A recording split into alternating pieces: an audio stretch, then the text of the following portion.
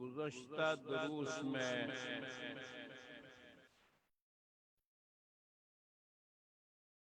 تجوید کے احکامات اور اس کے بعد وقف کے احکامات، یہ دونوں چیزیں بیان کر دی گئیں۔ ان سے متعلق جو مسائل ضروری تھے،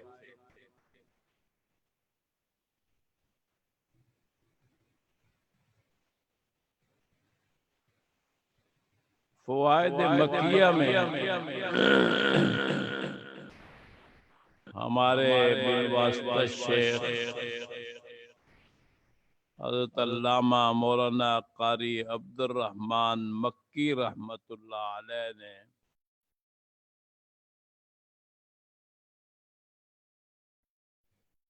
کتاب کے آخر میں لکھا ہے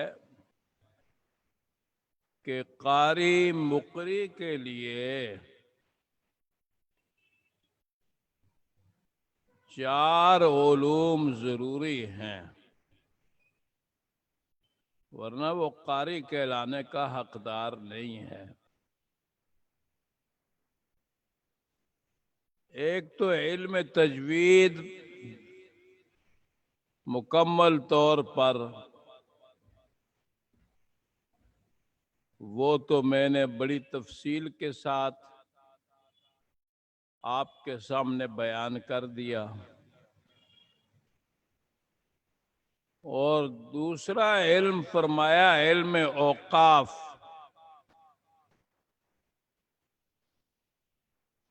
اور وقف سے متعلق بھی ضروری قواعد جو ہیں وہ میں نے بتا دیے۔ ہاں، اگر کسی نے تفصیلی علم اس کا حاصل کرنا ہے تو پھر علم اوقاف میں بڑی ضخیم، بڑی طویل بحثیں اور کتابیں ہیں۔ مینار الہدی فی الوقف والابتداء،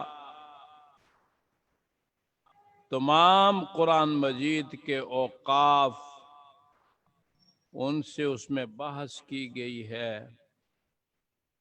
اس طرح کی اور کتابیں جامع الوقف،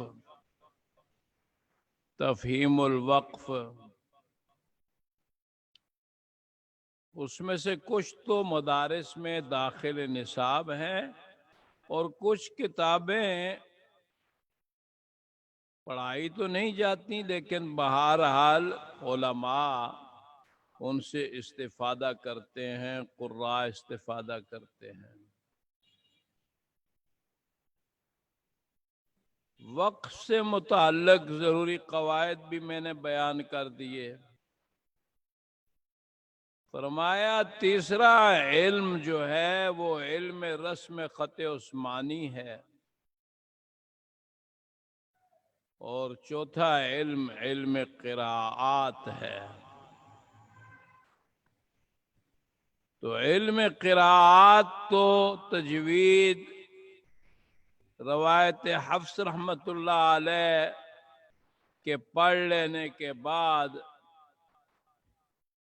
پھر ہم مدارس میں طلباء کو قراءات پڑھاتے ہیں۔ ایک ایک روایت بھی،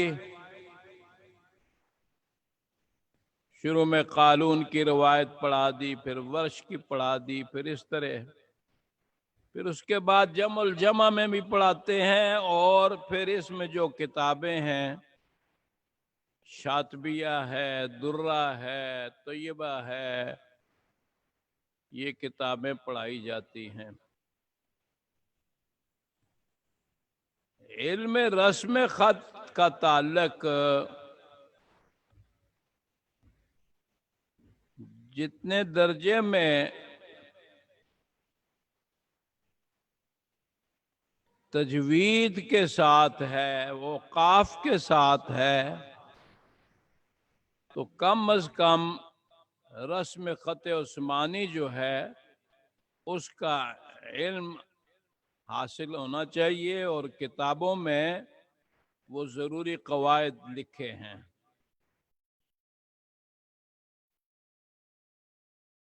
اور رسم خط عثمانی میں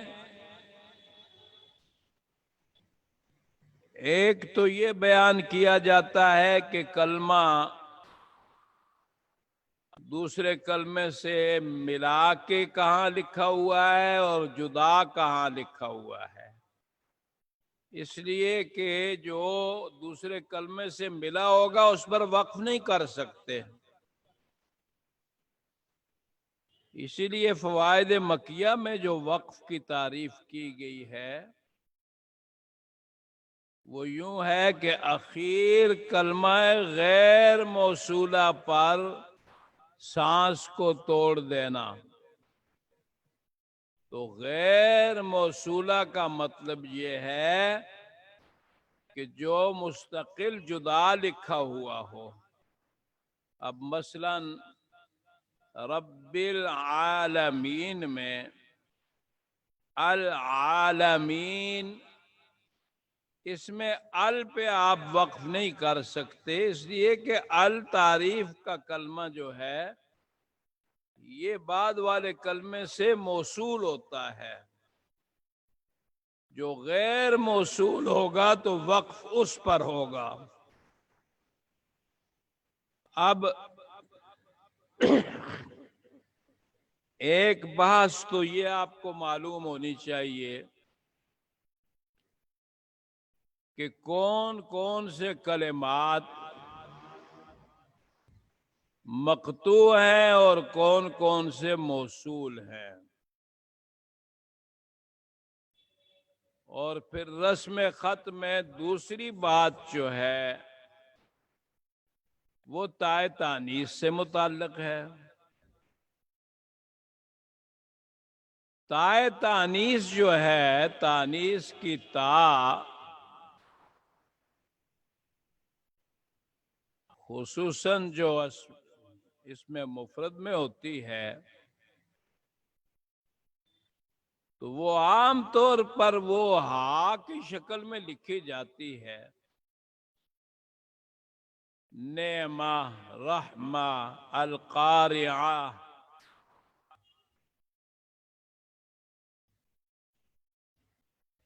اور اس پر جب وقف ہوتا ہے تو وہ آ ساکنہ سے وقف ہوتا ہے۔ لیکن چند کلمات ایسے ہیں کہ جہاں پہ یہ تا متقولہ ہے، دراز تا ہے، اور پھر اکثر قراتوں میں اور روایت حفص میں تو تا کے ساتھ وقف کریں گے جو تا کی شکل میں لکھی جائے گی۔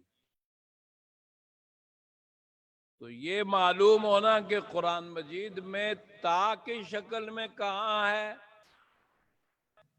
چونکہ یہ بہت کم ہے، محدود ہیں، تو یہ آپ کو بتائیں گے کہ یہ جو ہے یہ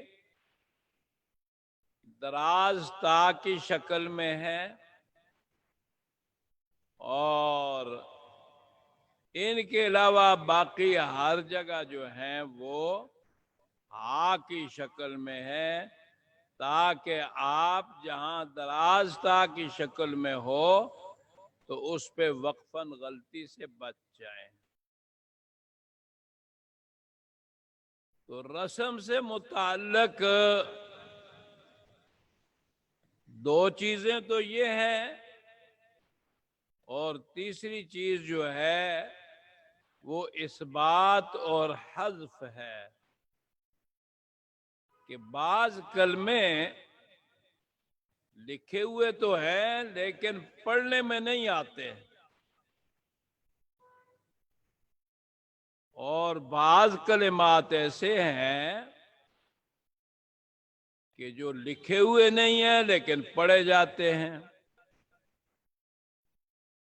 تو اس کا علم بھی ضروری ہے کہ کون کون سے کلمات لکھے ہوئے ہیں.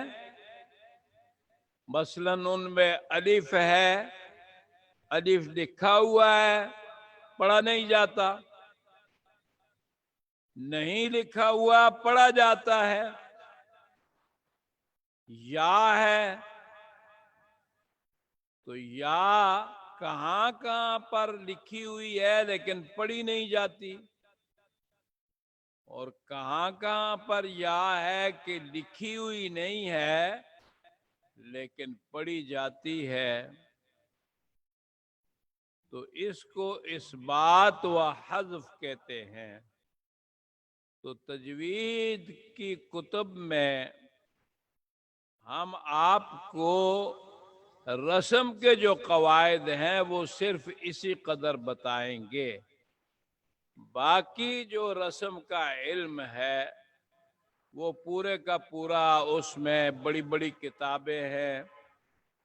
اور ہمارے یہاں قرات میں قصیدہ رائیہ مشہور ہے. قصیدہ رائیہ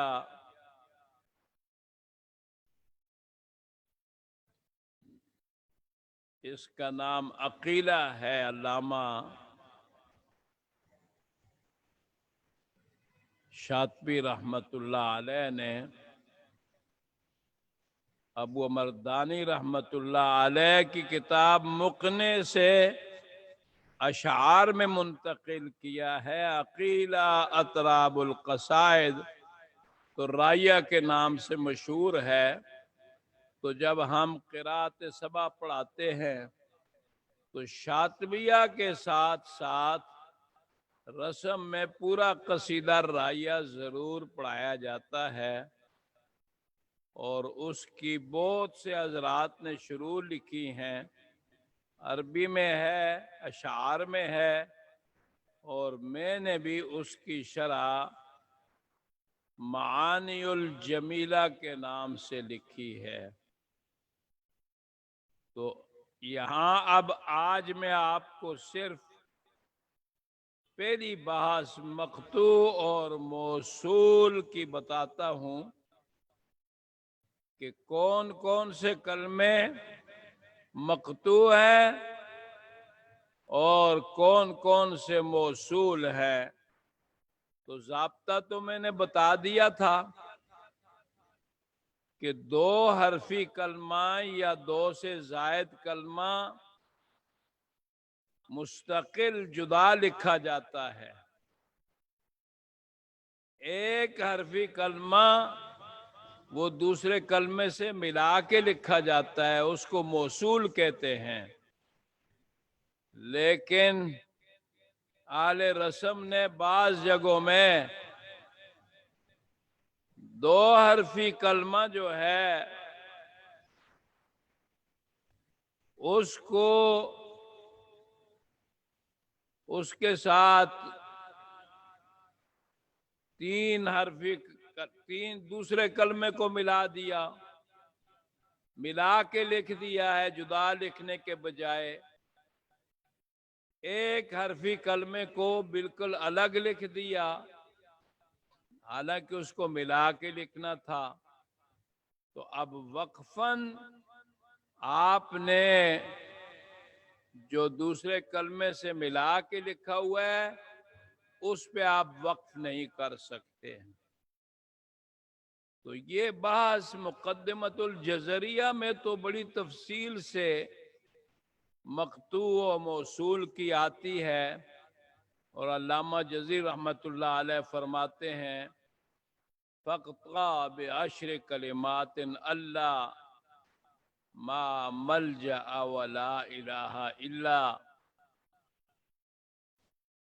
تو چونکہ مقدمۃ الجزریہ تو میں آپ کو نہیں پڑھا رہا ابھی، تو صرف قواعد بتا رہا ہوں. تو میں نے اپنی کتاب الوجیزہ فی التجوید جو عربی میں ہے اس میں جو مقطوع موصول کی ترتیب بنائی ہے تو اس کو سامنے رکھ کر میں آپ کو یہ قواعد بتاتا ہوں کہ مقطوع کلمے کون سے ہیں، موصول کون سے ہیں۔ تو فرمایا کہ اللہ جو ہے یہ 10 جگہوں میں قرآن مجید میں مقطوع ہے۔ مقصد کیا ہوا کہ یہ تو اصل میں ہے ان لا، اب ان کا نون جو ہے لام میں مدغم ہو گیا، اللہ بن گیا۔ اب اکثریت قرآن میں تو اللہ موصول ہے، نون بیچ میں نہیں لکھا ہوا، لیکن یہ 10 کلمے ہیں کہ جن میں ان لا لکھا ہوا ہے، یعنی نون جدا ہے اور لا جدا ہے، ان کا نون الگ لکھا ہوا ہے، اور یہ کلمے جو ہیں حقیق علی اللہ اقول علی اللہ الا الحق، یہ اللہ جو ہے یہ ان لا لکھا ہوا ہے، اور اس کو آپ مقطوع و مرسوم کہیں گے، کیونکہ نون لکھا ہے تو مرسوم کہیں گے، اور لام سے جدا، لا سے جدا ہے تو مقطوع کہیں گے۔ دوسرا کلمہ ہے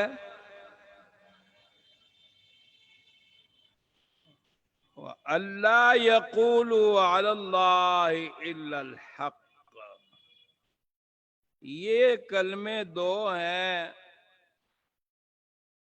یہ 2 جگہوں میں سورہ اعراف میں آئے ہیں۔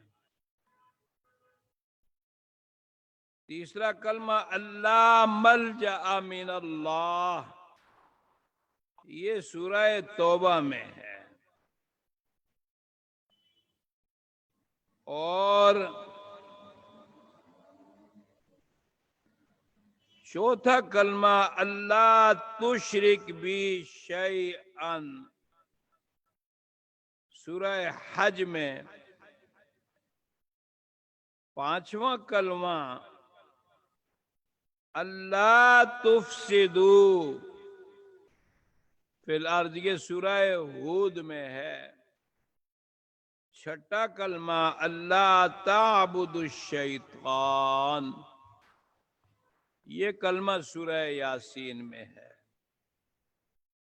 ساتواں جو ہے اللہ تعالوا علی ما فاتکم، یہ سورہ دخان میں ہے۔ اور آٹھواں علی اللہ یشرکن باللہ شیئا، یہ سورہ ممتحنہ میں۔ اور 9واں کلمہ جو ہے اللہ يدخلنها اليوم علیکم مسکین، یہ سورہ نون میں ہے۔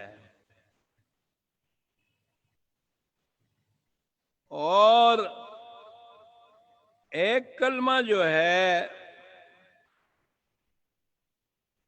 وہ اللہ الہ الا انت سبحانک انی کنت من الظالمین،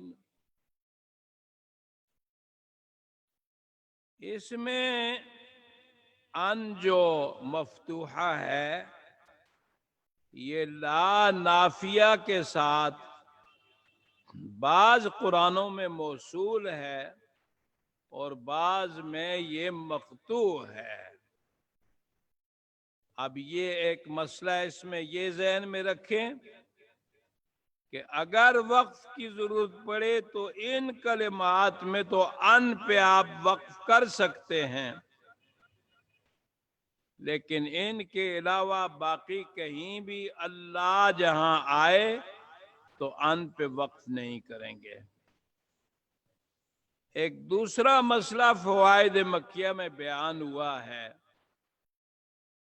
اور مقدمۃ الجزریہ میں بھی ہے، اور میں یہاں بھی بیان کر چکا ہوں کہ نون ساکن و تنوین کا لام اور را میں ادغام مع الغنہ بھی جائز ہے، لیکن جزری کے طریق سے، طیبہ کے طریق سے، شاطبیہ کے طریق سے جائز نہیں ہے۔ علامہ جزری رحمت اللہ علیہ فرماتے ہیں النشر میں کہ میں نے صحبہ کے بغیر، صحبہ رمز ہے حمزہ، کسائی، شعبہ، خلف کی، ان کے بغیر باقی تمام ائمہ کے لیے شیوخ سے ادغام مع الغنہ پڑا ہے، تو ان میں حفص صاحب بھی آ جاتے ہیں۔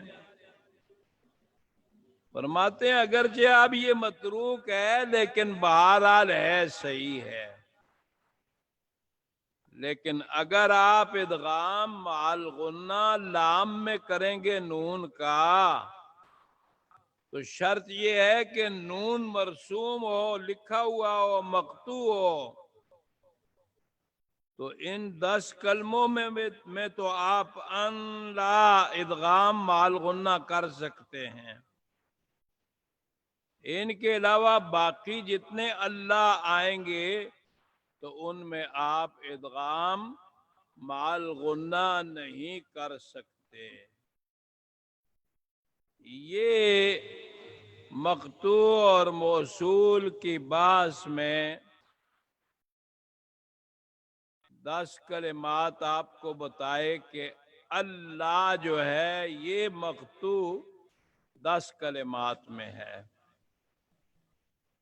اس کے بعد اگلے اسباق آ رہے ہیں کہ جن میں آپ کو بتائیں گے اما یعنی ان ما، عما، عن ما، مما یعنی من اور ما، لما، اس میں بھی لم اور لمن، حیث ما، ان ما، اسی طرح انما، اور پھر ایک کلمہ ہے بئس ما اور فی ما۔ ان کلمات کے بارے میں اینما، ان ما اور ساتھ ان لن، کی لا، عن من، یوم ہم،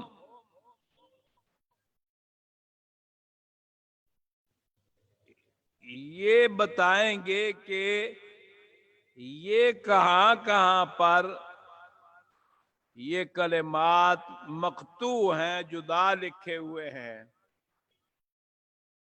اور ان مقطوع کلمات کی نشاندہی کر دیں گے، وہ آپ سمجھ لیں گے، ضبط کر لیں گے، اپنے پاس مصاحف جو ہیں ان میں دیکھ لیں گے، دیکھ کر نشان لگا لیں گے، اور ان کے علاوہ جتنے ہوں گے تو وہ سارے موصول ہوں گے۔